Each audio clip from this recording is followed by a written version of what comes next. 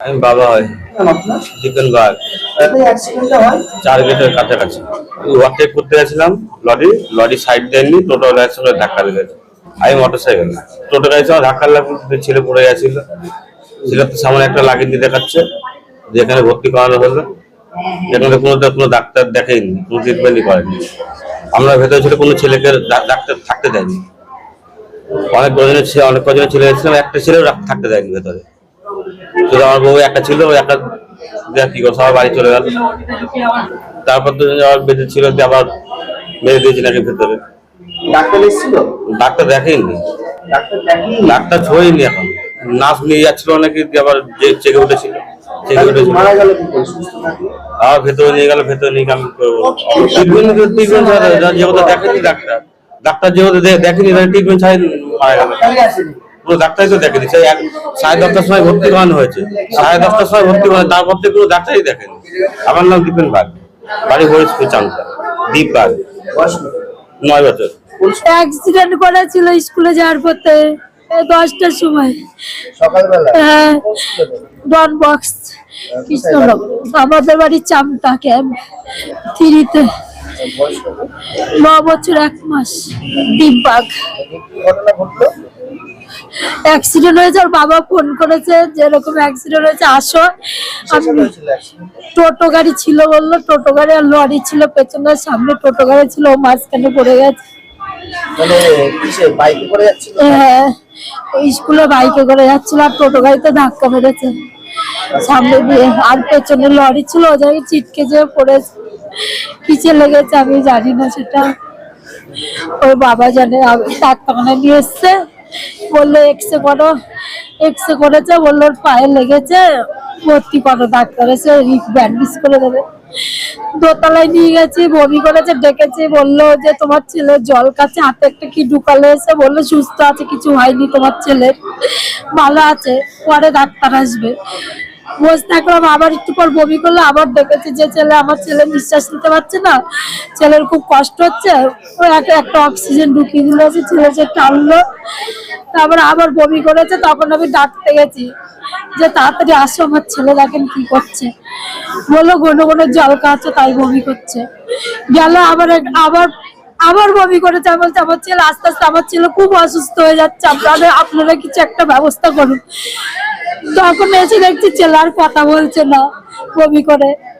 ডাকলাম কথা বলছে না। তখন ওনারা নার্সগুলো এসে কি করলো আমি জানি না, কি করেছে ছেলেকে। আমি পরে বলছে তোমার ছেলে আর নেই, তাই বলছে। কটা নাগাদ জানতে পারলেন? 9টা নাগাদ। আমি তখন মনে হয় 3টে ওরকমই বাজবো, কটা বাজে আমি ঠিক বলি দেখি। ওর বাবাকে না চিকিৎসা, আমার ছেলে সেলাইন ফেলাইন জল একটা ওষুধ ফষুধ কিচ্ছু দেয়নি, ছেলেকে বেডে শুয়ে রেখেছে। আমি 1000 বার গেছি ডাকতে, একটা কিচ্ছু দেয়নি।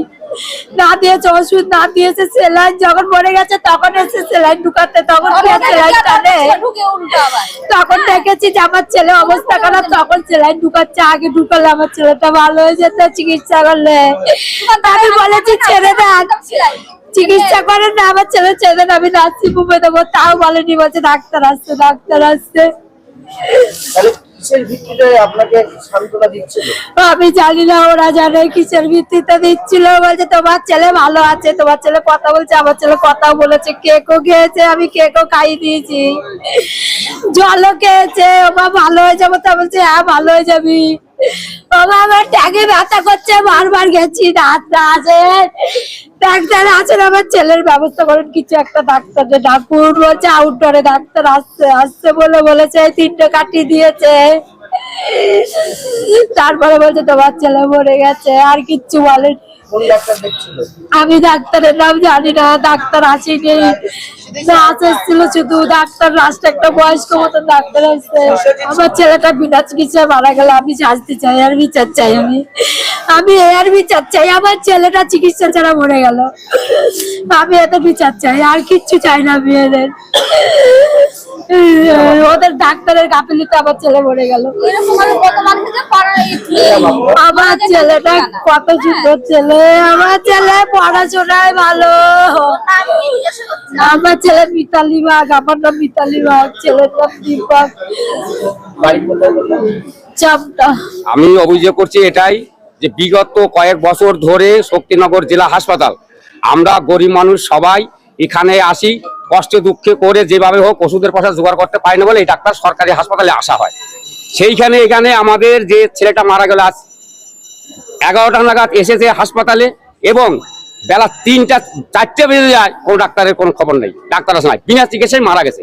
এবং আমার একটা অভিযোগ, গুরুত্বপূর্ণ অভিযোগ, যে ডাক্তারবাবুরা সরকারি হাসপাতালে শুধু আমাদের নদিয়া ডিস্ট্রিক্ট নয়, সারা পশ্চিমবঙ্গ নয়, সারা ভারতবর্ষে যে ডাক্তার হাসপাতালে চাকরি করবে তাদের যেন কোনো নার্সিং হোম কিংবা কোনো প্রাইভেট কোনো কিছু না থাকে। আমার এই অভিযোগ, সব থেকে বড় অভিযোগ।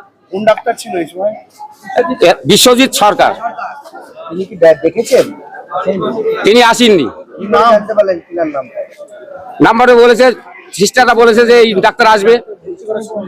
কি নাম? ডাক্তার ভর্তি করার সময় করেছে দীপক, বয়স 9 বছর 3 মাস।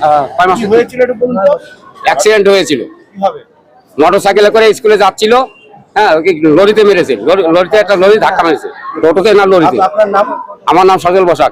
অভিযোগ করছি দিনের পর দিন এরকম হচ্ছে, আজকে এই বাচ্চাটা এরকম হলো, এর আগেও হয়েছে, আর সামনে এরকম কোনো ডাক্তারের কোনো চিকিৎসা নেই। এখানে দিনের পর দিন এরকম পেশেন্ট ভর্তি হয়, এরকম ফেলে রাখে না। কথা হচ্ছে সকালবেলা যখন বাচ্চাটা ভর্তি হয়েছে তার কিছু তো ট্রিটমেন্ট হওয়ার দরকার আছে। কোনো ওষুধ দেয়নি, কিছু দেয়নি, জল জ্যান্ত বাচ্চা কথা বলছে, বিনা চিকিৎসায় মারা গেছে। আর এটা আমাদের বাচ্চার সাথে হয়েছে, এরকম এরপর আরো অন্য অনেকের বাচ্চার সাথে হবে, আর এটা অনেকের বাচ্চার সাথে হবে। আর হয়েছে এর আগে, মাসের পর মাস, বছরের পর বছর একই দিন একই কাজ হচ্ছে। বলো এর মার কাছে, শোনো, চিকিৎসার জন্য কোনো কিছু এদের কাছে ট্রিটমেন্ট কিছু নেই, বিনা পয়সা। আর অন্য জায়গায় ফার্মেসি খুলে বসে আছে, ওখানে না না, ওদের হচ্ছে ফার্মেসি যখন খুলে তাহলে এখান থেকে ওরা এখানে হসপিটালের দরকার নেই, এখান থেকে ট্রান্সফার করে ওরা, তাহলে বিনা চিকিৎসার জন্য আমাদের বাচ্চারা সব মারা যাবে। আজ আমার বাচ্চা ছিল, আপনার বাচ্চা না, ডাক্তার ছিল না, ডাক্তার দেখেনি বলে বিনা চিকিৎসায় মারা গেছে। আপনাদের পেশেন্ট টাইম ভালো দিয়ে আছে, যাচ্ছে, দিয়ে শেষ সকাল 10টা বাচ্চা আছে, বমি করছে, বলছে পেশেন্ট ভালো আছে, শুধু এই সান্ত্বনা দিচ্ছে। শুধু সান্ত্বনা দিচ্ছে যে এটা যখন হবে, পেশেন্ট মারা যায়, বাচ্চা শিশু যখন মারা যায় আমরা তখন চাই বলে, না তখন এসে ডাক্তারকে সেলাই সামনে দিচ্ছে আসুক। মরে যাওয়ার পর। ও যখন বমি করছে ওকে বলা হচ্ছে জল খেয়েছে, নার্সকে বলা হচ্ছে, নার্সকে গিয়ে নার্স কানে নিচ্ছে না, বলছে আপনারা যান, আমরা যাচ্ছি, আমরা দেখছি। এরকম করে করে বাচ্চাটা সে মেরেই ফেললো। আজকে কতক্ষণ হয়ে গেছে, সকাল 10টার সময় ভর্তি হয়েছে, 2টার সময় বাচ্চাটা মারা গেছে। 9 বছর বয়স, 9 বছর বয়স। সামান্য একটা ছোট বাচ্চা কি করে মারা যায় বিনা চিকিৎসা? আপনারা বলুন, আমরা বিচার চাই। আপনার নাম? আমার নাম চন্দনা বিশ্বাস। আমাদের অভিযোগ এই স্বাস্থ্য পরিষেবা সেই যে আরজিকর থেকে শুরু হলো, তারপর থেকে এখনো পর্যন্ত আমরা কোনো গরিব মানুষ স্বাস্থ্য পরিষেবা পাইনি। এবং আজকে যে ঘটনাটা ঘটলো জেলা সদর হসপিটাল শক্তিনগরে, আমাদের একটা কোলের বাচ্চা, তাকে 3-4 ঘন্টা বেডে ফেলে রেখে একটু মলম পর্যন্ত লাগায়নি তারা। এত সুন্দর পরিষেবা জেলা সদর হসপিটাল শক্তিনগর, এত সুন্দর, এখানে ডাক্তার, এত নার্স, কোনো ডাক্তারও আসেনি, কোনো নার্সও আসেনি।